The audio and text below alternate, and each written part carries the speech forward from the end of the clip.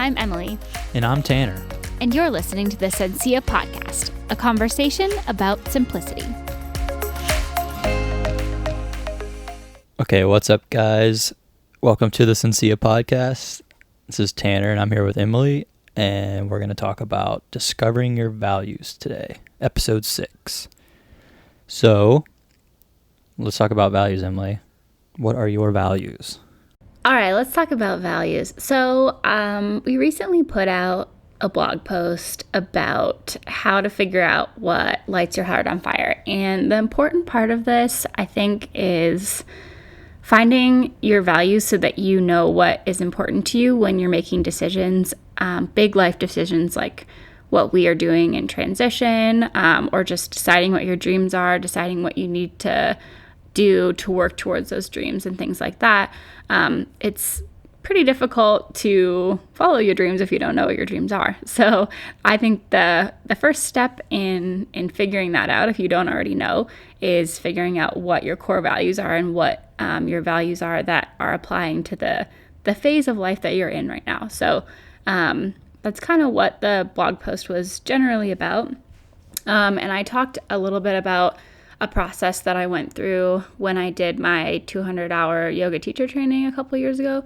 And they walked us through kind of just a step-by-step way of figuring out what your values are in relation to like when you're teaching yoga. But I think that in life in general, it's pretty applicable, just kind of going through these steps that we laid out in order to figure out what those values are and maybe how you're going to apply them in your life. So the first step of that was to find a list of values. So, I mean, there's so many out there. You hear like buzzwords like, honesty or like, trust or whatever these like buzzwords are for what values are. But what I did was I just found a list of general values. And then if you don't know what something is or how it would apply to you, just to go through and figure out what those words actually mean. Like what exactly does honesty look like in your life? And narrow it down to like 10 things that are really important to you in your life. So Tanner and I did this step-by-step process together. And so we're going to talk about what our results were and just share with each other what our values are and why they're important. So we haven't talked about this a lot before, so it should be interesting. I think I already messed up on the steps. So when I was reading the step-by-step process, it said to like look for 10 or something, and then you narrow it down to 5, and then to like 3 or 1. Yeah. Well, I just went to 5 at the beginning, so. Okay, that's fine. So, but I have 5. I have at least 5. All right, so tell me about what you did in the first step. You were looking through this list of values that I gave you, and how did you narrow it down, and what did you come up with? So I think I took the advice and not like get too wrapped around what it means and more of just like what it means to you when you read it. You know what I mean? Mm-hmm. Yeah. So mine were, I did 5. I did adventure, balance, happiness, meaningful work, and stability, which sounds a little weird because you're like, why do you have adventure and stability? But then if you think about it, it's like adventure, balance, happiness, stability. So I think I need like a balance in my life to get happiness. Yeah. But yeah, anyways, those are my 5. I'm sure we'll get more into it, but yeah, those are my 5. What were yours? Okay. Well, I did 10, like you're supposed to do. Sorry. But so my original list was pretty long, and then I ended up kind of like taking out ones that meant the same thing. So I ended up with authenticity, adventure, freedom, balance. So a lot of similar ones.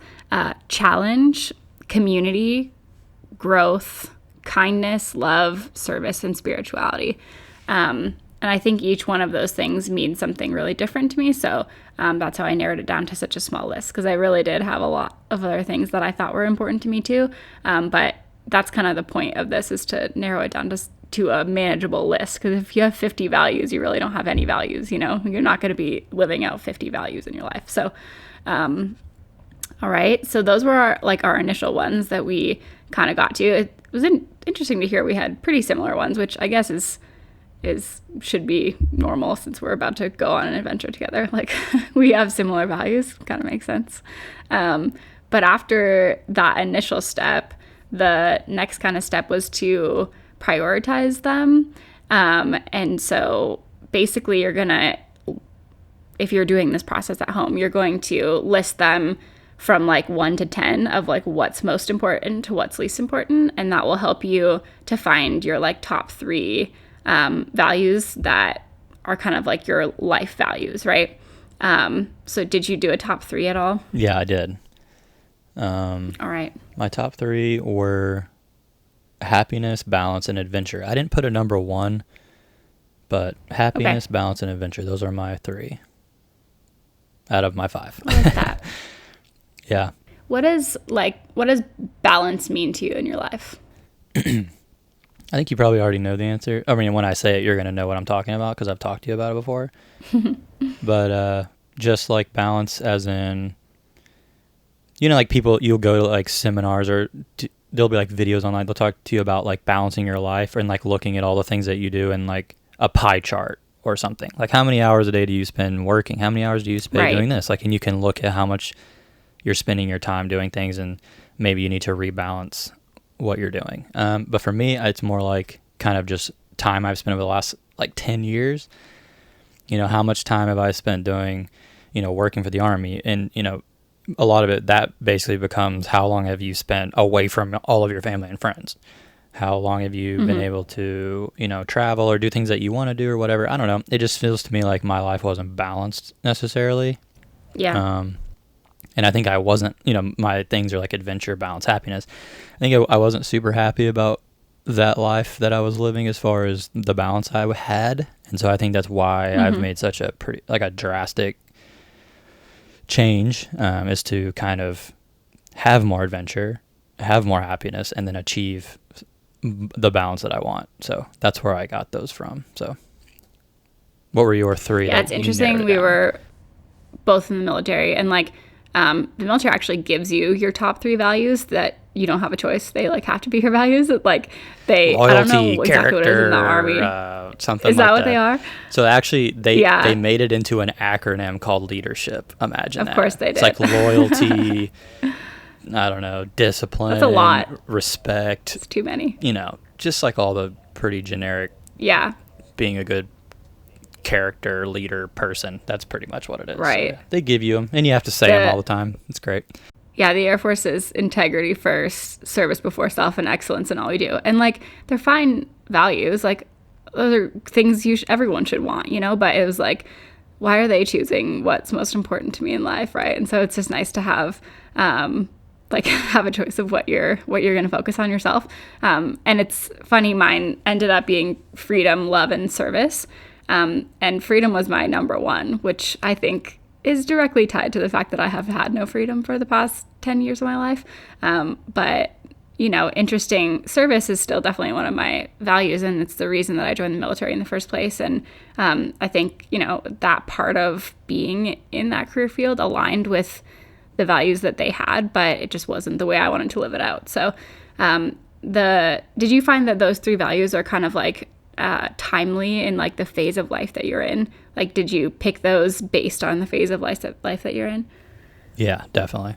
Yeah, same. I was thinking about now. Yeah, so that's important too. Not like, when you're like finding your values, like they're going to change throughout your life. Like I'm sure 10 years ago, service probably was, one of mine still, but probably freedom was not my first value. And so it'll change, and it's important to narrow it down to the 3 that are most applicable right now, because you can only focus on so many things at once. So you can't have like 10 goals and 10 dreams and focus on all of them equally. It's not going to work out. So just narrowing it down to those 3 that like maybe those aren't your overall like life values for the rest of your life, but right now those are the 3 things that are like the most important for you to live by in the phase that you're in. So like for us, obviously, what were yours again? Happiness, balance, and adventure? Adventure. Yeah, happiness, balance, adventure. Yep. Yeah, and freedom, love, and service. So I think all of the values we just talked about, like, they're pretty lined up with what we're about to do, this adventure we're about to embark on. And that's kind of why we're doing it, right? So it ends up making sense once you find your values and match them up with what your dreams are going to be. So I mentioned in this little blog, if you guys want to read it on the blog, I mentioned that personality tests can help. So I know it's like kind of controversial, and like people, like my sister is one of the people who's like, I don't want to be put in a box. Like I'm not taking that test because it can't tell me who I am, whatever, which that's fine. If you believe that, or if you feel like it's putting you in a box, that's not what we're trying to do. But taking personality tests can just help you to put your like values into words, or help you to like kind of conceptualize like what exactly these things that are going on in your head are actually meaning. And I found that when I took them, like, I was like, oh my gosh, like, I finally feel understood, like, I feel like I didn't know how to say that before, but like, that is totally true. So, the 3 that I mentioned in the blog were the Myers-Briggs personality test, the Enneagram, and then the True Colors. So we're just going to have a fun little chat about those now, because I asked Tanner to take them too. And so tell me about what happened. First, tell me about what you thought when I asked you to take these personality tests. I don't know. I'm not a huge fan of them, but I'm willing to try it. I've taken some of these before. One of my brothers really is into this type of thing. He loves these personality tests and like helping people with kind of like navigating through life, like coaching a little with like these types of things. He's like all into it. But yeah, I've taken them before. Yeah, I mean, let's see, which one did I think I liked the best? Which one said the best things about me? I think I liked the Enneagram. I think that was my favorite. Let's start with Myers-Briggs. What did you get? What was your like 4-letter acronym that you got on the test? ISTPA. ISTP. The one we took has like A or T, but so ISTP, let's see. What is that called? Virtuoso. Okay, ISTP. I'm just looking it up. So tell me what you liked about it, like what you found was helpful, and like, oh yeah, I really relate to that. And then like something that you didn't like, or that you were like, oh, that's not me. So it goes through like, introverted, extroverted, observant, intuitive, thinking, feeling. I didn't really like those things that much, but it does show like your strengths and weaknesses, and some like it'll kind of give you like a narrative about your personality, which I thought was pretty good. I mean, you can see what you think about it, but it says that you're friendly but very private, calm but can be suddenly spontaneous. Decisions stem from a sense of practical realism. Strengths are spontaneous but rational. Weaknesses are stubborn and insensitive. Yeah, that's pretty spot on. That sounded fairly like exactly how I am for the most part. I mean, the thing with like it gives you like a percentage of, like introverted versus extroverted, observant versus intuitive. I don't really feel like that does anything for me. Not really. But I liked the some of the narratives that it talked about and some of your strengths and weaknesses. I definitely think it was pretty close, I would say. Did it help you to like understand yourself more at all? Yeah, I think a little. I mean, I think I knew that already. It was more of just like, oh yeah, this definitely sounds like me. Yeah. I don't think there was anything that I was like, oh yeah, I never thought about that, but that's me. I don't know. I like that. What were you? Were you an ISTP also? Just a different letter? I am an INFJ. So INFJ. We're like exact opposites, besides both being introverts. Opposites attract, right? But I thought it was interesting. This is my favorite test. I really felt like the letters, I mean, they don't really mean anything by themselves, but when they're all put together, they can kind of show you things about yourself. And so mine is called the Advocate, and it's basically like someone who's very focused on service and like is very passionate about like certain subjects. And I find that it really kind of helped me to understand like why I made certain decisions in my life. Like why I wanted to go into the military in the first place, or why now I want to go into healthcare. And like, you know, these are things that are like on my mind, but this test helped me to understand like the values behind those dreams, and like, oh, like I have a heart for helping other people, and for like when I see pain, I want to fix it, and I'm a problem solver, and you know, I want to help people live better lives and all these things. So some of the strengths that it said about me were passionate, altruistic, insightful, creative. Creative is interesting because I haven't like been able to show that side at all like lately, or like in my military life. But now we're like trying to do these videos and everything, and I'm like really into it. And I'm like, dang, I forgot that I was creative, you know? So it's funny how these tests kind of show you your like root personality, but like if it's not expressed, you might lose sight of it. But it was just interesting to like find, you know, things that you might have forgot about yourself, you know? Some of my weaknesses were sensitive to criticism, reluctant to open up, perfectionistic, avoiding the ordinary, and prone to burnout. And these things, I was like, holy cow, that's like exactly me. Like, I don't know what you think, but I'm a total perfectionist. I really, like, I am reluctant to open up to people. Like, it takes a long time for me to, like, actually feel like that I have a deep friendship with someone. I'm always avoiding the ordinary as far as, like, I mean, we're about to go live on a boat, but, like, just, like, my whole life, I've just been, like, against the status quo and like things like that. I don't know, it was just really interesting to see how I just felt like seen and like known, and I was like, man, this test just gets me, you know. It also like, it shows you, so if you haven't taken it, on 16personalities.com, it's like kind of the most comprehensive free one online. So it shows you strengths and weaknesses. It shows you what you're like in romantic relationships, which I want to talk about later. It shows you like what you're like in friendships, parenthood, different career paths that you might like, workplace habits, and things like that. So like it shows you kind of how your personality type works in different situations in your life. And it was kind of just a like confirmation, I guess, when I read this, and it says that advocates are the best in healthcare, basically. And I was like, oh, I feel like that makes a lot of sense. It's kind of like validating my, you know, why I've been thinking about this for 10 years. So did you read your part about romantic relationships at all? I just had some connection issues, just so you know, so I didn't hear what you just said for the last maybe 20 seconds, but I did hear what you just said about, did I read the romantic part? I think I did. This is still on the Myers-Briggs, right? Yeah. I think I did, but I don't think I didn't write anything down about that specifically. Let's see. I'm going to find it. I don't think I did. No, I didn't. So the first sentence in yours, it says, romantic relationships with virtuosos. It's a bit like nailing Jello to a tree. Oh, yeah. Okay. I definitely read the relationship ones if they had them. I remember reading this. I didn't make any notes, but I know what you're talking about now that you say it. Nailing Jello to a tree.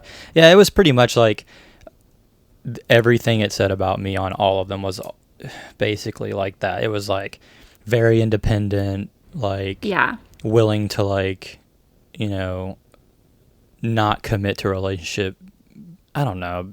It wasn't in like a bad way though. It was like just my personality. I don't know. Like a very independent type of a thing. I don't know. What did you think about it? I don't know. Or you're reading it right now. I'm reading it right now, but it says nothing can be forced in virtuoso relationships, but so long as they are given the space they need to be themselves, they will gladly enjoy the comforts of a steady partner for life. Which we had this situation. We were like holed up together in my basement apartment during COVID, and like he would just like, I don't know, like I was like, why are you not? Like, it'd be very distant. Yeah, like, why are you not talking to me? What is your problem? Like, I don't understand what's happening right now. And I, like, did not get why he, like, he wanted to, like, be alone, or, like, he would, like, go home randomly and, like, spend hours and hours and hours there. I'm like, what are you doing? Like, why are you coming back? And, but eventually we had a conversation about it, and he was like, I just, like, I mean, he's an introvert, too. We both are. But what Like, do you think that this kind of described that well? Your, like, I Yes. guess, need for space or whatever? Yes. And it's Yeah. hard probably to hear that, like, as like a significant other of someone to say that to you, right? It's hard to, it would be hard, I would imagine, to take that in a Yeah. positive way. If I say, Yeah. I just want to be alone, you're like, that can't sound What? good in almost any way. It probably is good that you can read it from someone else and not just hear it from Yeah. me, but that really is exactly how I feel sometimes, where I'm like, I need to just like, I need some space. It's not because I don't want to be around you, or, I mean, you know what I mean? Like, I need like time to just like reset my brain Yeah. completely alone for a little while. It's just weird. I don't know. I get in those moods sometimes. I don't know. Yeah. Yeah, I get that. And I actually reading this right now, it kind of makes it better because it says like, they are happy to commit. It's not like a commitment issue, which I think like it kind of felt like that at first. But it's just a matter of like, that's just how they deal with processing things or whatever is like with space physically and mentally. So, I think reading these things about yourself and about your significant other can help you just like understand a little bit inside like somebody's brain. But yeah, I don't know. I don't remember what mine said. Romantic relationships. Let's see. We'll see how, whenever I need like space, what that's going to be like on a boat that's 33 feet You're not gonna have much long or space. whatever.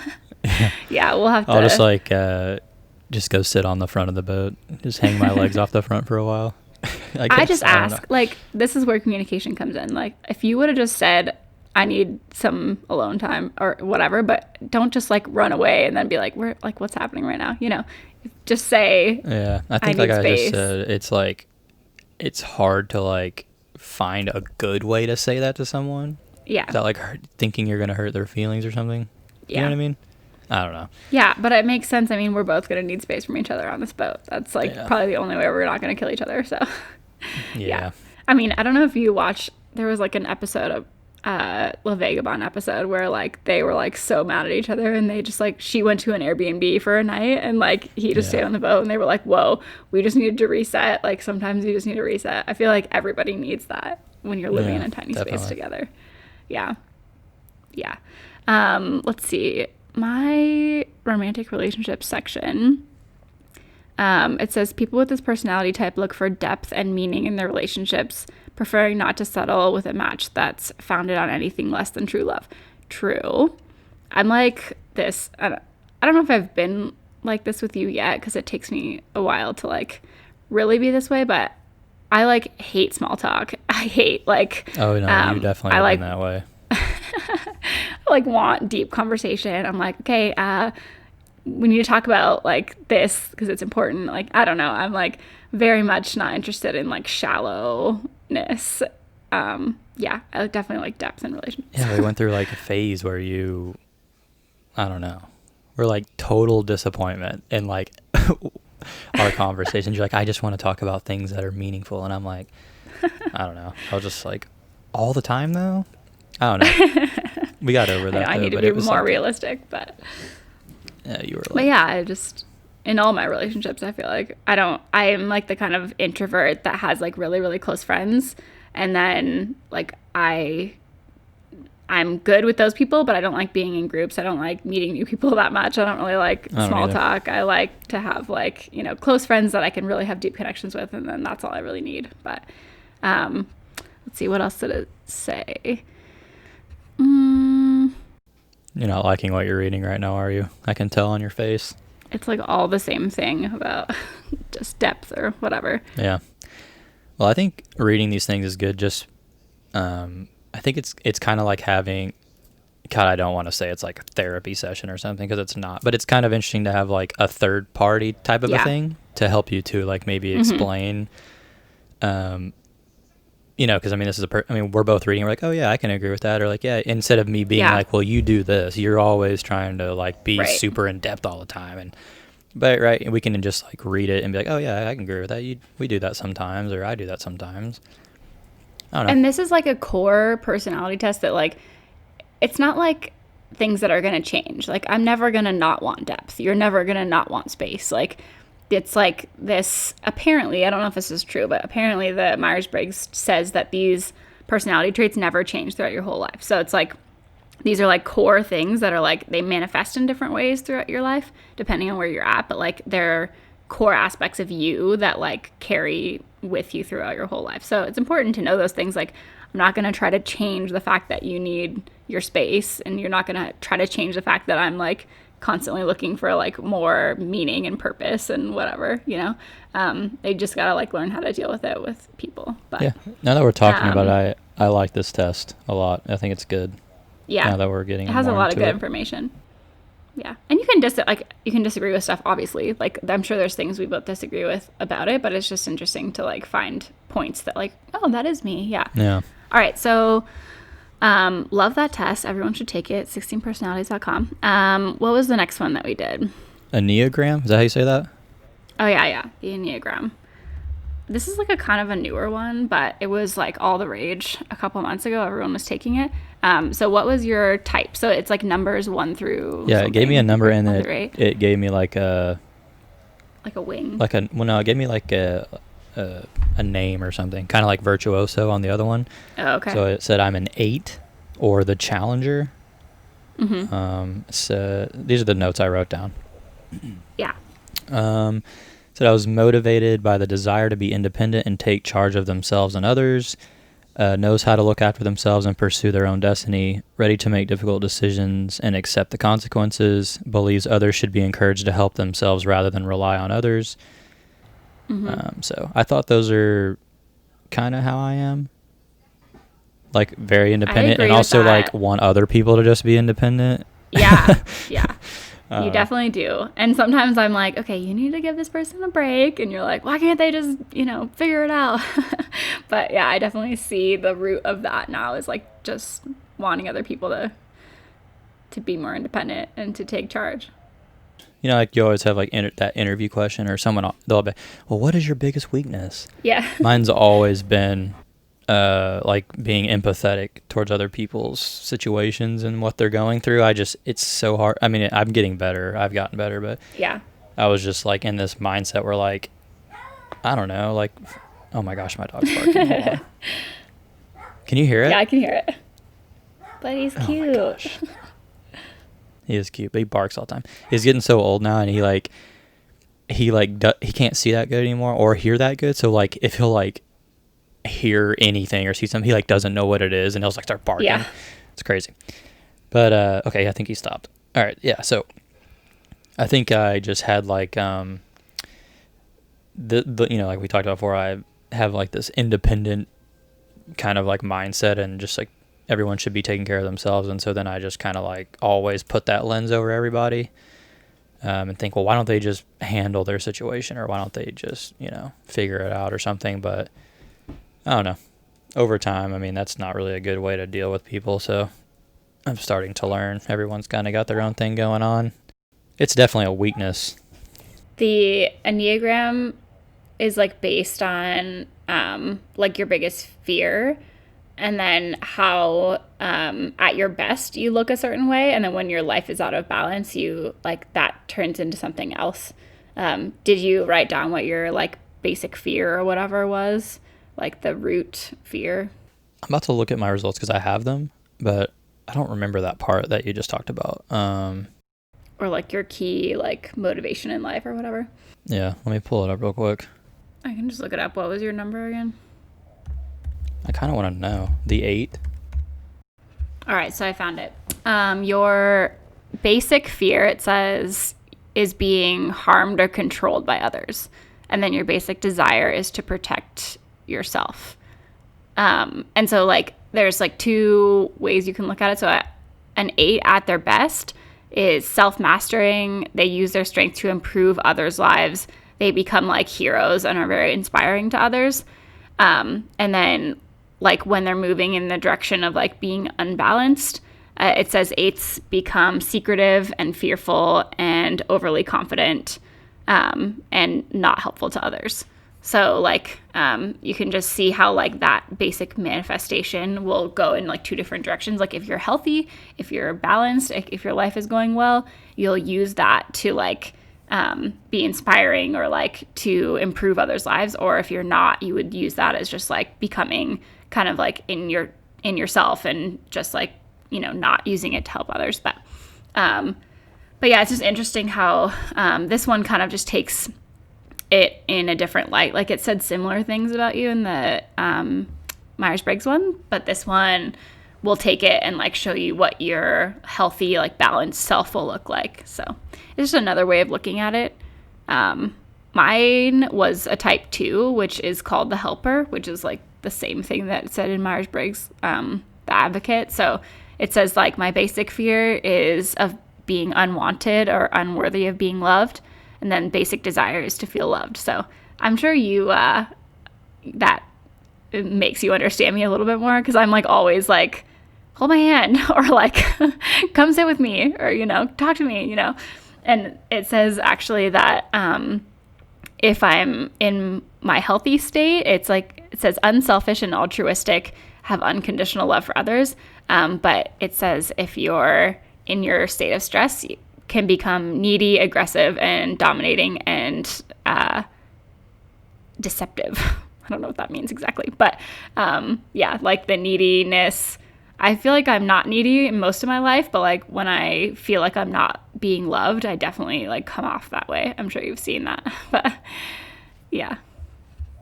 But it's interesting, like, to see that the basic fear of like my whole life, like, which I don't even recognize really, but is being, unworthy or unloved. So knowing that, like, it makes more sense that I act that way when I don't feel like somebody's, loving me or whatever. So it's interesting. No, I see it. I definitely think that's spot on. Yeah. Not in a bad way, but you definitely get like, yeah, I think that's where our conflict happens sometimes. Yeah. Is like, I'll get to where I need space, and then you go to that side where you're like, well, why aren't you, like, you get like, yeah, you go like overly aggressive towards being like a little bit more needy than normal. Mm-hmm. And I'm like, get away from me. I need space. And it's like, yeah, that's like when we've had conflict, I think, when those two things collide. Pretty opposite, actually. The 2 and the 8, I think, are opposites. Like, you're like, everybody be independent. And I'm like, everybody love each other. So, I mean, I think they can complement each other. Like, I think I value independence too, and I'm sure you value love too. Like, those are things that we both think are important, but it's just the way that we express them, Yep.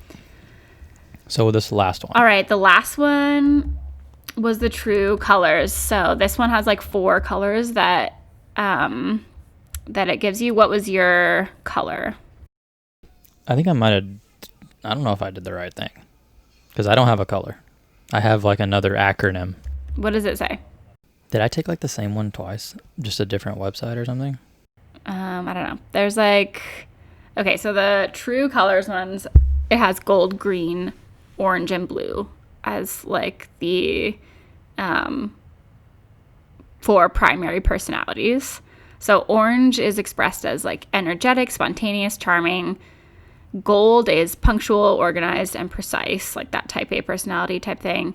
Green is the analytical, intuitive person who's like a visionary, like a researcher or a scientist. And then blue is empathetic, compassionate, and cooperative, like it's represented by a heart. I remember this. I have ISTP again, like on my 3rd thing. Maybe I didn't write down what were they again? Orange, gold, green, and blue. I think I was orange. What did it say about orange? Yeah, energetic, spontaneous, charming, action-oriented. Oh, that sounds just like me. So charming. Well, okay, so I'm bad at this. When I took it, so I took this test as like part of a military, like leadership, whatever. And so they said to take it in the context of your personal life when you're asking the questions, and then take it in the context of your work life, which that's just what we did in this workshop. And it was really weird because I got gold, like almost 100% gold in my work life, and then almost 100% orange in my personal life. And orange is like the exact opposite of gold. Orange is like spontaneous, like not scared of taking risks, like adventurous, whatever. And then gold is like organized, planner, like needs, like habits and whatever. It was very interesting to me. I was like, man, I don't know if my work is really lining up with my personal life here. But it's interesting how you can manifest your personality differently at work than you do at home. Like, I definitely am a risk taker and an adventurer in like everything that I do outside of work. But then when I'm at work, I'm like very organized, and I pride myself in being like the person who does everything really well and punctual and like all of those kinds of things. And I'm like the planner at work. So this one is interesting. It kind of shows you like what your tendencies are in certain situations. So you think you're orange though?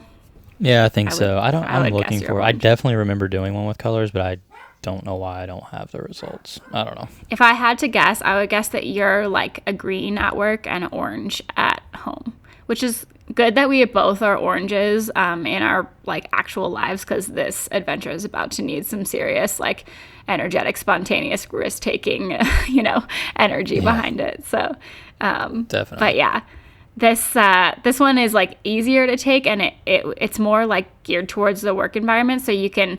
The reason we took it in this leadership course is like if you know like what your followers or what your like teammates at work are, like what color they are, you can know how to work with them better and what their strengths and weaknesses are, as far as like, okay, you're going to assign like the planning task to the gold, you're going to assign the research task to the green, you're going to assign like the Yeah. people oriented like service task to the blue and stuff like that, or like the the fun activities to the orange. So Yeah. just like a way to know like what people's strengths are, sort of. So yeah, those are the three that I've taken, the three that I've heard the most about. I'm sure there's a bunch out there that exist, but I think it's just fun to take them, and I think it helps you to learn more about yourself. It helps you maybe to discover what your values are, whether like general life values or like right now values for this phase.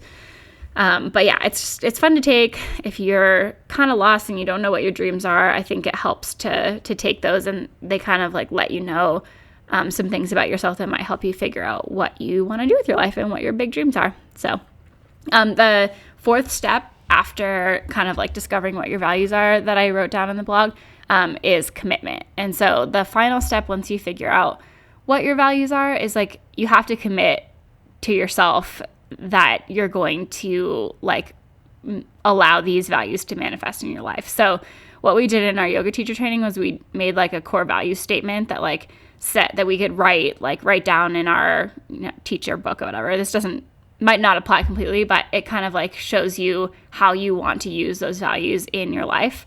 And so if that works for you, awesome, do it. Write down a core value statement, basically like saying, I plan to prioritize freedom over stability or whatever it turns out to be. But if that doesn't work for you, like I think the most important part of this is like, once you know what your values are, don't let yourself continue to live in a way that doesn't match up with those values. Like what we did, what we're doing, we were in the military environment, and I'm sure we both could have like continued along in the military and been more comfortable and successful and whatever, but that lifestyle didn't match up with what our core values were. And so like choosing to exit this like stable environment to go and do something that was risky, like we were only doing that because like we committed to following our values and who we are and what we believe in, right? So you can continue on not following your values and not living in a way that is true to yourself, or you can commit to like knowing freedom is your number one value, like value that in your everyday life. So that's kind of the final step. Yeah, I like it. Any final thoughts? No, but I guess I do. I mean, I like it. I think it's cool. I think it's definitely worth, even if you do it yourself. I mean, I don't know. I probably wouldn't do this myself, but doing it like with you and talking through it, I think is pretty helpful. Like at least, this is like from a guy's perspective, I guess, maybe. Definitely worth doing with like your partner. I think it may help you be able to explain some of the things that you do better than you can do it yourself, maybe. You know what I mean? Yeah, I'm a big self-help book junkie, and so I do this stuff all the time. I'm obsessed.